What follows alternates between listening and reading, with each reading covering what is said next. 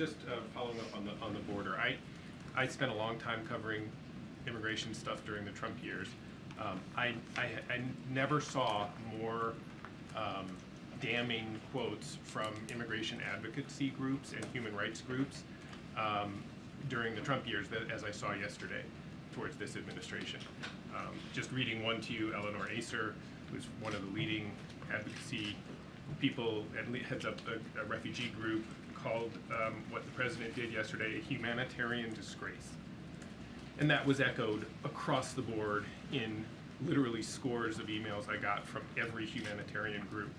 What does the administration say to the overwhelming consensus from people who advocate on behalf of asylum seekers and refugees and migrants that what the president did yesterday was a humanitarian disgrace? Well, obviously we take a different view.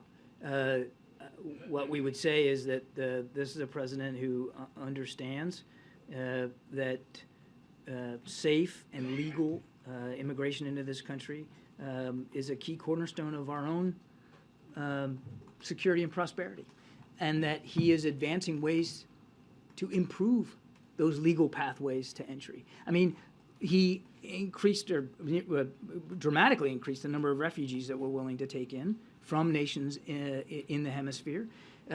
He also improved the process by which people seeking asylum can do that in, again, a legal, safe way. And we're also obviously have to make sure that that it's legal migration we're focused on, and that the illegal migration is curbed as best as we can through more stringent enforcement mechanisms. So it's a balance, and the president's trying to strike that balance. But he is, and I think you saw it in the in all the initiatives that were announced yesterday. I mean, there's a striking that balance. You can't forget that we do, as a nation of immigrants, have an obligation to provide better tools and pathways for them to come in. I'll say this. On his first day in office, he put before Congress an immigration reform bill that has yet to be acted on. We are dealing with immigration laws and processes that are decades old, Michael, decades old. So the answer to the critics is, first of all, we obviously take a different view in terms of the president's priorities. And if you take a look at the package, you'll see that it is very humane in its structure. But we've got to have the help from members of Congress, and this is not something that he hasn't focused on. In fact, he has been focused on it since the very first day.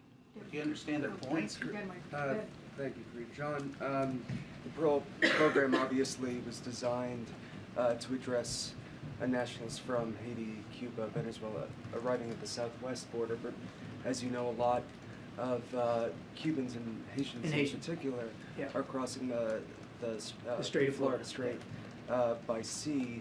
Very dangerous journey. Incredible. How does this plan at all address those individuals? What should the individuals considering that path take from yesterday? Secretary Mayorkas talked about this too yesterday, and obviously our message to them is don't take that journey. I myself have sailed those waters, and it can be treacherous, particularly at this time of year. And if you're in an unsafe craft, or a craft that's not made for those seas, it's very, very dangerous. So the first message is don't take that journey. There are legal pathways. The president is opening up more for people from those countries to get in to the United States, and we want them to use those legal pathways, which we are now again improving. Well, those individuals, they're not going to be removed to Mexico, for example. So are they more likely to get an interview based on a credible fear claim if they make that journey? That's the question that a lot of these individuals are asking. Again, I'd refer you to DHS for more detail on this. I'm not an expert on that particular process. We want people to use, and of course, Secretary Mayorkas talked about this yesterday. Now, there's a new app here in place for people to be able to apply appropriately for asylum specifically. And if you choose not to try the legal path, then the United States will, as Secretary Mayorkas said, use the tools at our disposal, tools which are old, but tools that we have to stop your entry into the country.